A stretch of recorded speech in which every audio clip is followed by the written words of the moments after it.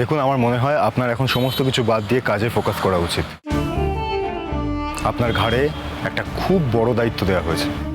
তাছাড়া অভিমন্যু এখানে একা থাকে আর খুব ভালোই থাকে, সবার সাথে মিলেমিশে থাকে, ওর কোনো অসুবিধা হয় না। আর আপনি যদি এটা মনে করে থাকেন যে ও যে এখানে একা থাকে, ওর মা এখানে থাকে না, আপনি গিয়ে সেই অভাবটা পূর্ণ করবেন, সেটার কোনো প্রয়োজন নেই। Thank you so much. আমি কিন্তু একবারের জন্য এইসব ভেবে যাওয়ার কথা বলছি না। আমি বাচ্চা ভালোবাসি। তারপরে শুনলাম ও একা থাকে, তাই ভাবলাম কিছুটা সময় যদি ওর সঙ্গে গিয়ে গল্প করতে পারি। ও খারাপ আছে, ওর ভালো করার জন্য আমি ওর কাছে যাব, এসব আমি ভেবেও দেখিনি স্যার। যাই হোক, আপনার বাড়ি, আপনি যখন চাইছেন না আমি আপনার বাড়িতে যাই, ওর সঙ্গে দেখা করি, করব না? অভিমন্যু, আসি তাহলে। কবে আসবে আন্টি? কোথায়? আমাদের বাড়ি।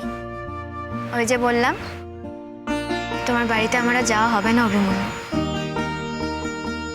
রাস্তাঘাটে কখনো কখনো তোমার সাথে আমার দেখা হয়ে যাবে। কেন যাওয়া হবে না? আমাদের বাড়ি তোমার কেন যাওয়া হবে না? বলো বলো বলো,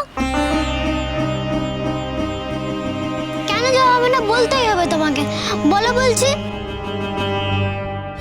কি হচ্ছে কি অভিমন্যু? তখন থেকে বিরক্ত করছো, বারবার কি বলছি আমি? ঠিক আছে, আপনি আসুন তাহলে, আমাকে এগোতে হবে। বাই, এসো।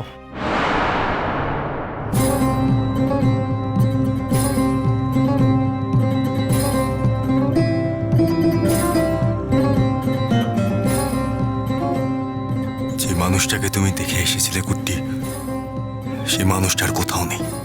সেই অনুজ চ্যাটার্জি মারা গেছে, জন্ম নিয়েছে আর এক অনুজ চ্যাটার্জি।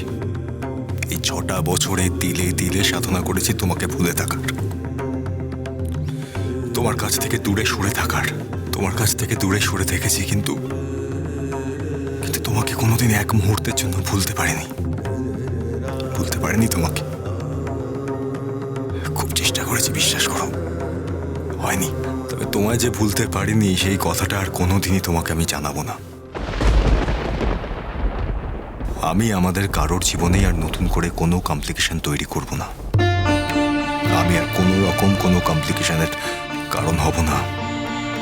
তুমি তোমার মতো করে জীবন কাটাও কুট্টি, ভালো থেকো, খুব ভালো থেকো। তুমি যে কাজটায় সাকসেসফুল হবে সেটা আমি এখনই তোমায় বলে দিচ্ছি। তোমার জেদ, তোমার পরিশ্রম এবং আমার সাহায্য, এই দুইয়ে মিলে এই কাজ তোমাকে অনেক সাকসেস দেবে, অনেক সাকসেস। তুমি হয়তো জানতেও পারবে না যে আমি তোমাকে কিভাবে সাহায্য করেছি, কিভাবে সাহায্য করছি, জানার দরকারও নেই। আমি চাইও না তুমি জানো, কিন্তু তুমি এইরকম একটা প্রতিকূল পরিস্থিতিতে লড়াই করে জিতে যাও কুট্টি। আমি শুধু এইটুকু চাই, আর কিচ্ছু না। ভালো থেকো।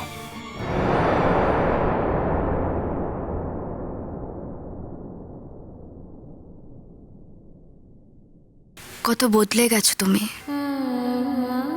এখন আর আমার জন্য কোনো অনুভূতি নেই, কোথাও নেই। কই আমি তো পারলাম না।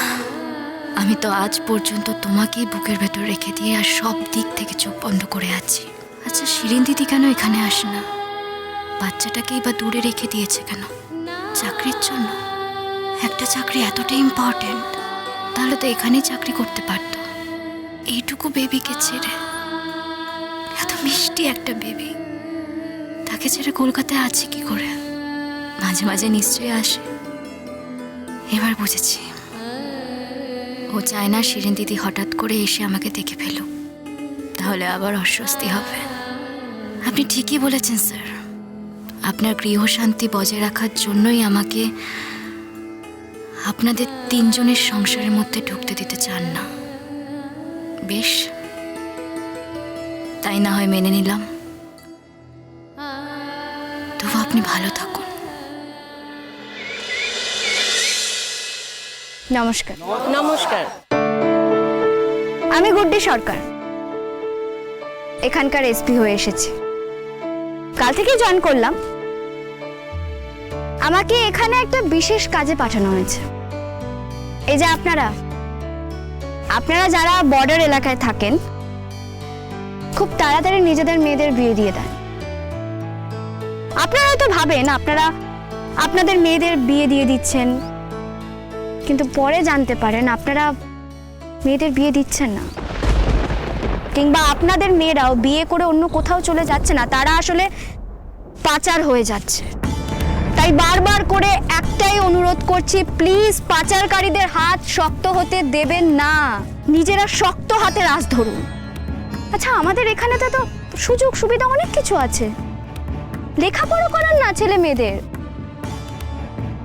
আচ্ছা, আপনাদের ইচ্ছে করে না আপনাদের মেয়েরা একটা ভালো জীবন পাক, একটা সুন্দর জীবন কাটা? আমিও কিন্তু একদিন আপনাদের মেয়েদের মতোই ছিলাম। বাড়িতে খুব অভাব, খাবো কি করে? একটা মেয়েকে বিয়ে দিয়ে দিতে পারলে একটা পেটের খাওয়া খরচা কমে যাবে। বাড়িতে অভাব সেটা না হয় আমি বুঝলাম, অভাব থাকলে সেটা দূর করার চেষ্টাও তো আপনাদেরকেই করতে হবে। আপনারা যদি রাজি থাকেন, আমি আপনাদের সঙ্গে একসঙ্গে বসে আলোচনা করতে রাজি আছি। আমরা আলোচনা করব আপনারা আরো কি কি উপায় বেশি টাকা উপার্জন করতে পারেন, আপনারা আরো অন্যান্য কি কি কাজ করতে পারেন, আমরা একসঙ্গে বসে আলোচনা করব। চেষ্টাই যদি না করেন তাহলে ভালো দিনটা আসবে কি করে? আচ্ছা, আপনাদের কি ইচ্ছে করে এই যে জীবনটা আপনারা কাটাচ্ছেন, এভাবে জীবনটা কাটাতে? অভাবে কে থাকতে চায় বলুন?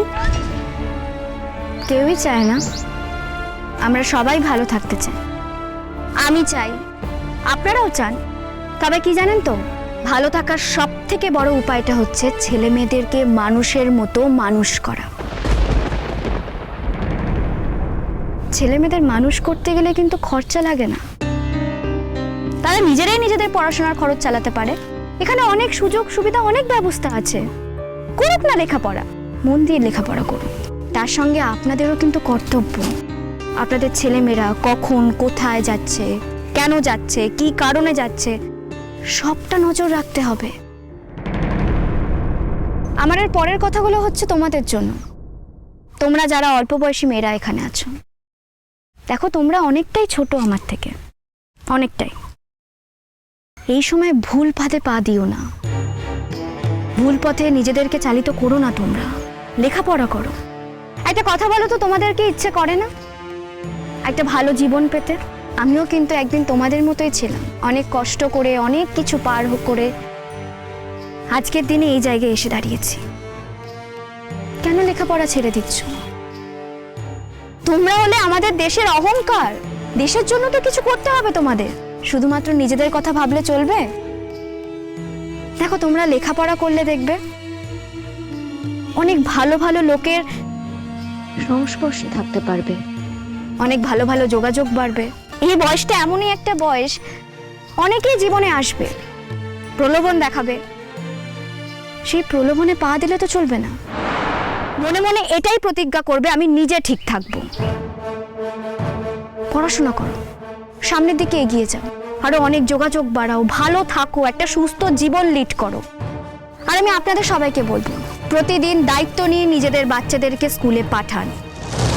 আর তোমাদেরও বলছি, আমি কিন্তু প্রত্যেক দিন খোঁজ খবর নিতে আসবো তোমরা ঠিক মতো প্রত্যেক দিন স্কুলে যাচ্ছ কি যাচ্ছ না, কেন যাচ্ছ না। অভিভাবকদের বলছি, দায়িত্ব নিন। আমি কাজ করে খাই, আমার মেয়েও কাজ করে। ও স্কুলে চলে গেলে ওর রোজটা তো নষ্ট হয়ে যাবে। এখন ধান বোনার সময়, এখন মেয়েকে স্কুলে পাঠালে চলবে? ও বরঞ্চ বাড়িতে থেকে একটু যদি বেশি খাটে তাহলে একটু বেশি লাভ পাবো, ওটা আপনারা বুঝবেন না। হয়তো আমি বুঝবো না, আমি ধান বলিনি কোনোদিন, কিন্তু আমি এটুকু বুঝি, লেখাপড়ার থেকে বড় আর কিছুই নয়, লেখাপড়া করাটা বাধ্যতামূলক। আচ্ছা, আপনারা নিশ্চয়ই চাইবেন না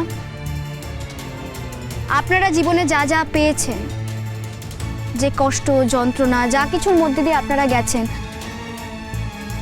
আপনাদের ছেলেমেয়েরাও সেই সব কিছুর মধ্যে দিয়ে যাক, সেই পরিস্থিতির সম্মুখীন হোক? নিশ্চয়ই আপনারা সেটা চাইবেন না। প্রত্যেকটি ছেলেমেয়ের স্কুলে যাওয়া বাধ্যতামূলক। আপনারা যদি মনে করেন আপনারা আপনাদের মেয়েদের বিয়ে দিয়ে দেবেন,